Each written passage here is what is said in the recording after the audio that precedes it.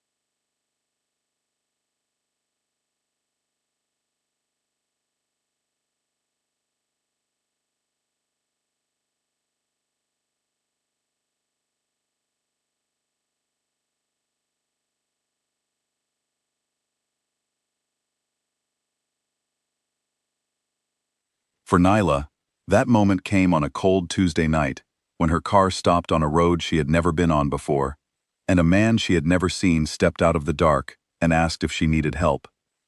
She said yes.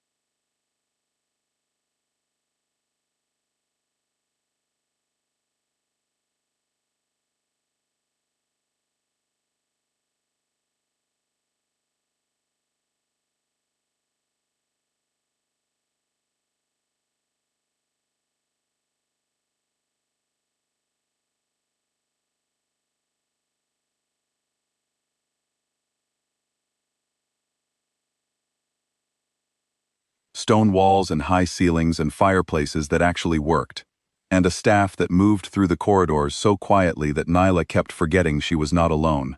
She was given a room in the east wing, clean and warm, with a window that looked out onto a stretch of forest that went on further than she could see.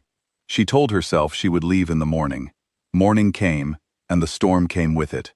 Real weather, the kind that shuts roads and kills signals and makes the whole world feel very small. She stayed another day, and then another. Calum did not push. That was the thing she kept coming back to later. He did not find reasons to touch her, or stand too close, or fill every silence with himself the way most people do when they want something. He left a book outside her door the second morning, a worn paperback, something she would actually want to read, which meant he had paid attention to something she said. He brought her tea in the evening, set it on the table without making a fuss about it, and sat across from her, and talked about nothing important for a while. And then he asked her things. Real things.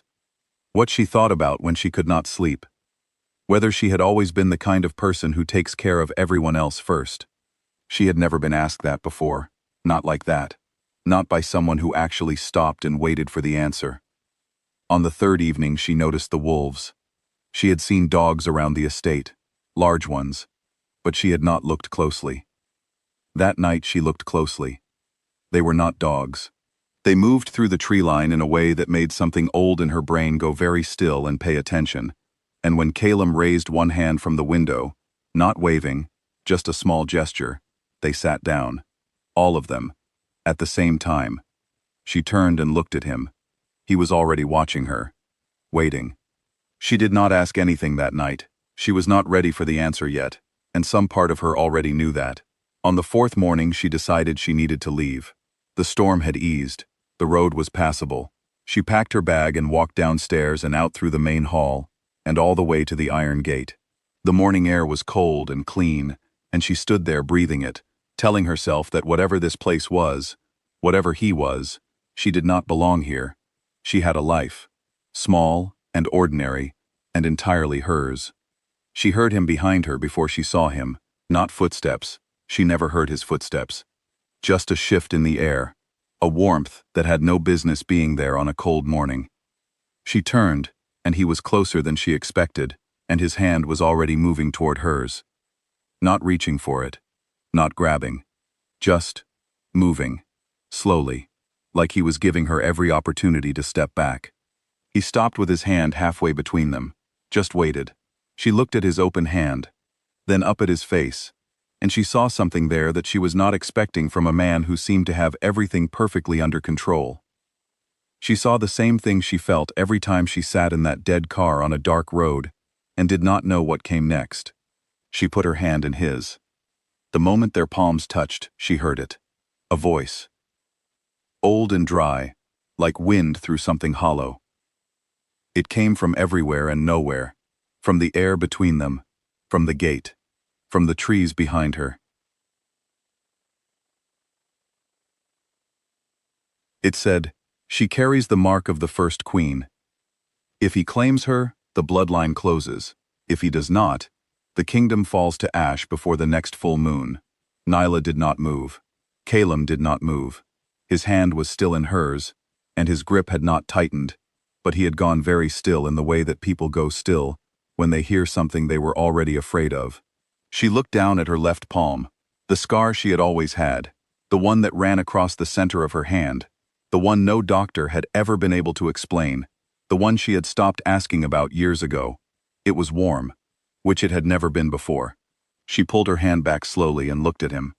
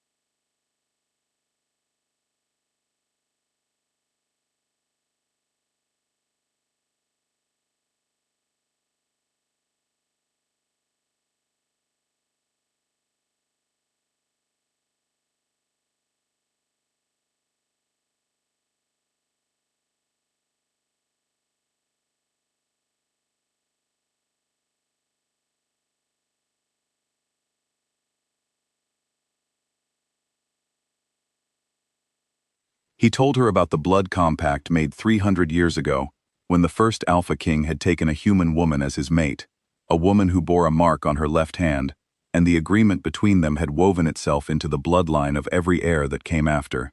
He told her that the Whisperer, an old wolf seer named Mira who lived on the outskirts of the kingdom, had been tracking Nyla for 2 years. That the voice she had heard was Mira's. That Mira had been watching and waiting, and chose that moment at the gate to speak. He told her that his father, the Alpha King, already knew who she was. He paused there, and she could see it cost him something. What he said next. He told her that 3 months ago, his father had sent men to find her, and that he had intercepted them. That the wrong turn she had taken on a foggy road was not an accident. Someone had rerouted her. Someone who worked for him. Someone following his instructions. Silence. The fog was still low in the tree line. The wolves were gone.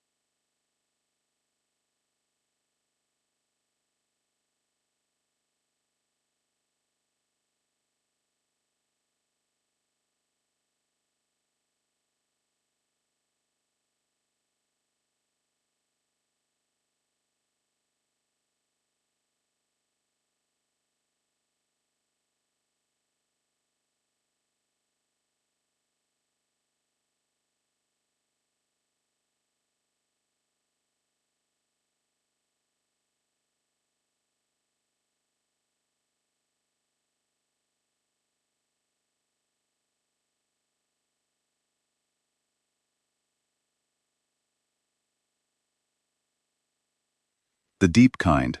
The kind that comes from trusting something too soon and finding out you should have asked more questions.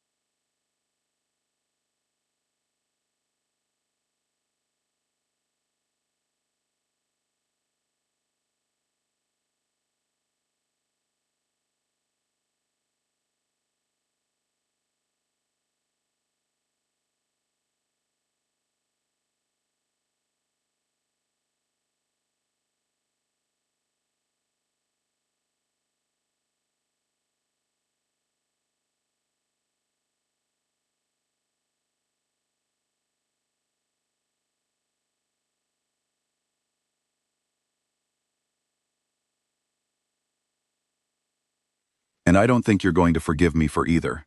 But I am not going to stand here and give you a clean version of it, just so that you will stay. She almost left anyway. She thought about it. She ran through the whole thing in her head, getting in her car, going back to her clinic, going back to her small and ordinary life, where nothing like this happened.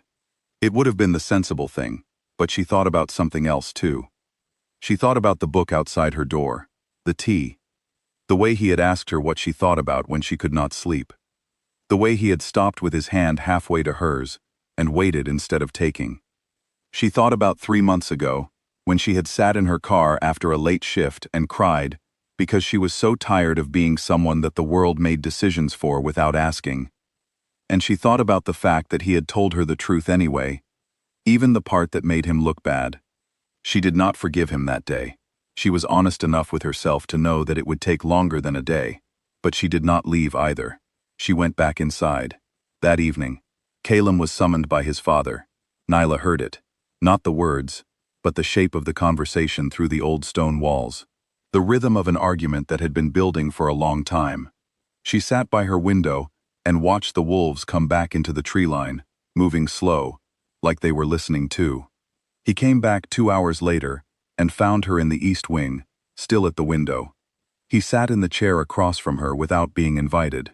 She thought that was interesting, that after everything, the small act of sitting down without asking was the thing that told her the most about where he was in his own head. She spoke first. "I am not going to be someone you protect from the truth, not from here on out, not about any of it." "I know," he said. "Then tell me the rest. What your father said, what comes next, all of it." He looked at her for a moment, with that same expression she had seen at the gate, the one that looked like a man who had planned for everything except her, and then he nodded and started talking. It took a long time. There was a lot she did not know, and even more she did not understand yet. But he was patient with the explaining, and she was patient with the listening, and somewhere in the middle of it, the fire in the room got low, and neither of them moved to fix it, and they just sat there, in the half-dark, talking, like two people who had run out of reasons to pretend things were simpler than they were. When he was done, Nyla was quiet.